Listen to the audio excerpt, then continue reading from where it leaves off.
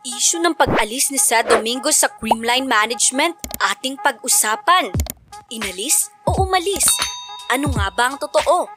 Creamline, nakatanggap ng bash mula sa netizen. Pinay-import sa Thailand, pinagpalit di umano sa isang bench player lang? At Gemma Galanza, malungkot sa pag-alis ng best friend na si Kyla Atienza. Ito ang mga viral topic ngayon at atin itong pag-uusapan. Iniwan nga ba ni Sed Domingo ang Creamline over millions of offer by Akari Chargers? Opisyal nang ipinakilala ng Akari Chargers sina Conrad Chasima, Pinay Import Sed Domingo, January 6, 2024, upang palakasin ang kampanya ng Chargers sa nalalapit na All-Filipino Conference. Kaya pala bago sumapit ang lipatan ay may pa-delete Instagram bio ang former MVP.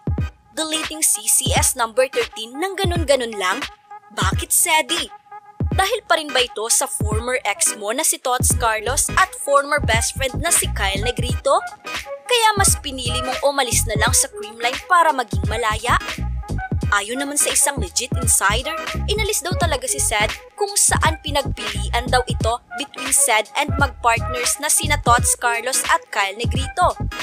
Kahit gusto pa raw ng Creamline Management sa kalibre ni Sed ay wala na silang magagawa dahil mas kailangan daw nila ang serbisyo ni multi-titled Tots Carlos at big shoes to fill in na si Kyle Negrito.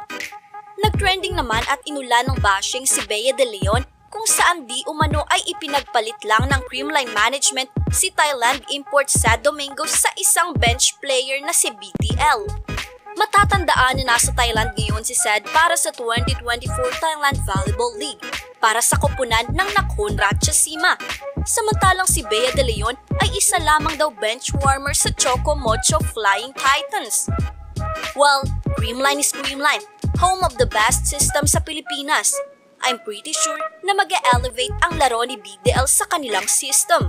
Sandalang Bea De Leon, patunayan mo sa mga basher mo na deserve mo ang spot ni Sed Domingo. Sa kabilang balita naman ay malungkot si kumare ng bayan, Gemma Galanza, sa bali-balitang pag-alis ni Ace Libero, Kyla Atienza. Papalitan di umano ng isa pang bagong cool smasher na si Denden Revilla si Kyla dahil di umano sa pagpapakasal ng FEU alumnus. Matatandaan na childhood best friend ni Galanza si Atienza na magkasamang hinubog ang kani-kanilang mga talento sa volleyball.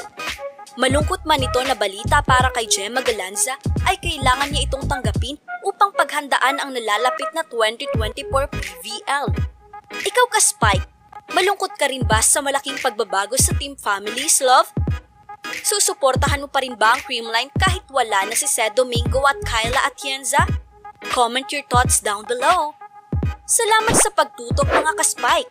Sana nag-enjoy ka at sana di ko nasayang ang oras mo. Kaya don't forget to like and subscribe. Salamat sa suporta.